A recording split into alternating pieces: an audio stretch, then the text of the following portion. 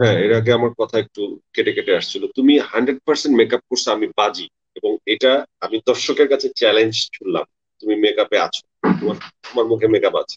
আমি আমি আমি এই যে দেখেন, এটা ইনফ্যাক্ট এটা এটা ইনফ্যাক্ট দেখেন, আমি মানে, দর্শক দেখে দিচ্ছি, দেখেন আমি আচ্ছা, আইব্রু তুমি আইব্রু যখন আইব্রু ব্ল্যাকও করি নাই। আচ্ছা তুমি যখন প্রথম সিনেমায় নামছো, হ্যাঁ, কি তুমি যখন প্রথম সিনেমায় নামছো, তুমি কি এত ফর্সা ছিলা?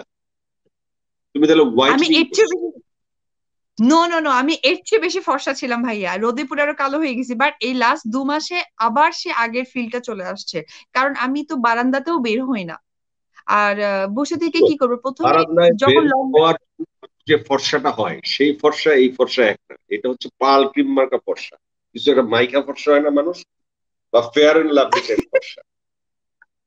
না না না জয় ভাই, আপনি কিন্তু আমার ফর্সাটা এখন কিন্তু দেখেন, আমি কিন্তু কখনো এত কাছে আনি না। আমি এনে কিন্তু দেখাই দিয়েছি, ইনফেক্ট দেখেন আমি যে আচ্ছা, আরেকটু আইব্রো কাছে আসো তো, পর্যন্ত আমি ইয়ে করি। আরেকটু কাছে আসো তো, আরো কাছে আসো। দেখেন দর্শক আপনারা দেখেন মেকআপ কি ওর আসলে মেকআপ না অরিজিনাল, আপনারা বলেন, আপনারা এবং কমেন্ট করেন। দেখেন আমার গালে একটা ছোট্ট তিল তিল আছে, সেই তিলগুলো দেখা যাচ্ছে।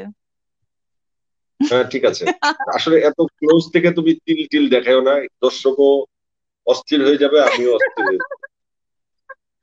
না, আমি আমি শুধু জাস্ট রেড একটা ড্রেস পরেছি, কারণ মন থেকে ঠেলে ঠেলে আপনার ইয়ে নিয়ে আসছি, কি বলে সোহেল এটাকে। রানা লিখছে, আহ, সোহেল রানা বলছে, সোহেল রানা নামে একজন লিখছে, খুন করে স্বীকার করবে বাট মেকআপ করে স্বীকার করবে না যে মেকআপ করছে।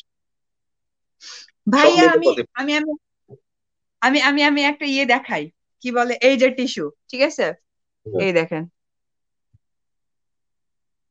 ওকে অপু, এই প্লিজ তুমি কিছুটা রাখো, আমি একদম 100 বিশ্বাস করে ফেলছি তুমি মেকআপ ছাড়াই এরকম তোমার রং। এবং রিয়েলি এটা একটা অসাধারণ রং, এটা মনে হয় যে একেবারে ক্যাটরিনা কাইফের রং, মানে তোমার না, রং যেটা আমি আমি মনেই হয়। দুটো জিনিস অ্যাপ্লাই করেছি, মিথ্যে বলবো না, একটা হচ্ছে লিপস্টিক, এক হচ্ছে আইব্রু। বিকজ এটা না দিলে আমাকে এরকম লাইভে একদমই সাদা ফ্যাট ফ্যাট, এটাতে হয় কি যে ভালো লাগে না। Hmm, you can all success all this way of. দুই একজন তো আমার প্রশংসাও করছে আজকাল, লেখায় আসতেছে, এটা তো ভালো দিক মনে হচ্ছে।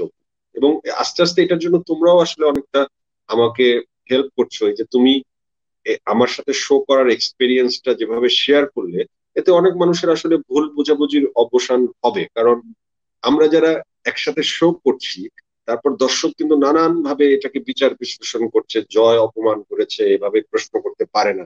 আসলে আমরা দুইজনে যে এনজয় করেছি এবং দুইজন দুইজনের জায়গা থেকে যে দুইজনের পারপাস সার্ভ করতে পেরেছি, আমি অনুষ্ঠানের, তুমি তোমার এথিক্স এর জায়গায় বা তোমার সততার জায়গা তুমি ক্লিয়ার করতে পেরেছো, এগুলো কিন্তু আসলে আমরা নিজেরা দিন শেষে ঠিক এটা অনেকে বুঝতে চায় না।